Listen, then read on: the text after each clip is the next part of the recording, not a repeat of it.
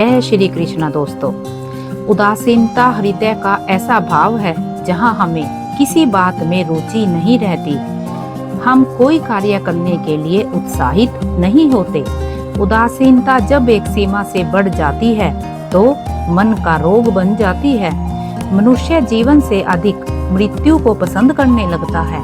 हम सब जीवन में कभी ना कभी उदासीनता का अनुभव अवश्य करते हैं। मन निराशा से भर जाता है और हम कार्य का त्याग कर बैठते हैं। अधिकतर हमारी उदासीनता कुछ समय के लिए ही होती है, इसलिए उससे होने वाली हानि को हम पहचान नहीं पाते।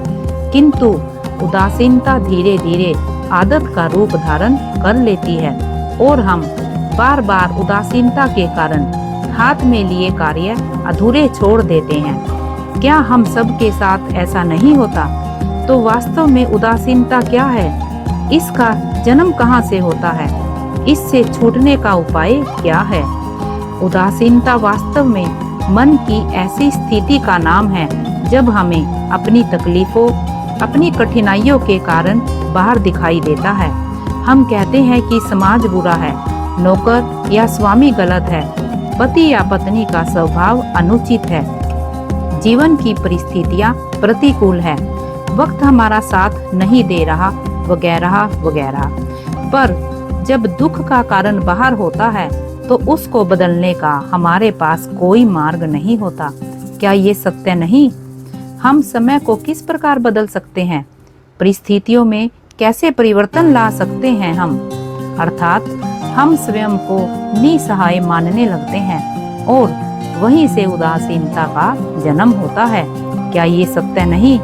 प्रश्न ये है कि क्या हमारी सभी विपदाओं का कारण बाहर है या स्वयं हमारे भीतर है? हमारे बुरे हालात क्या दूसरों के कारण हैं? क्या हमारा परिवार हमारा शत्रु है? क्या समाज दुश्मन है या हमारी परिस्थितियां हम स्वयं निर्मित करते हैं? विचार कीजिए। पतझड़ में पत्ते गिरा देने वाली ठंड क्या वृक्ष के साथ दुश्मनी कर रही है? नहीं, ऋतु चक्र तो अपना कार्य करता है। उसे पेड़ के साथ ना दुश्मनी है ना दोस्ती। ऋतु चक्र के अनुकूल हो जाना वृक्ष का कर्तव्य है। ठीक वैसे ही समाज किसी व्यक्ति का ना मित्र होता है ना शत्रु। समाज को जिससे लाभ मिलता है समाज उसका मित्र बन जाता है। अर्थात समाज प्रतिकूल तब बनता है जब हम समाज के प्रतिकूल बनते हैं। वैसा ही व्यक्तियों के बीच में भी होता है। हम जिसे प्रेम करते हैं वो हमें प्रेम देता है, हम जिसे लाभ देते हैं वो हमें लाभ देता है। हमारे हालात बदलने के लिए हमें स्वयं अपने आप में परिवर्तन करना पड़ता है।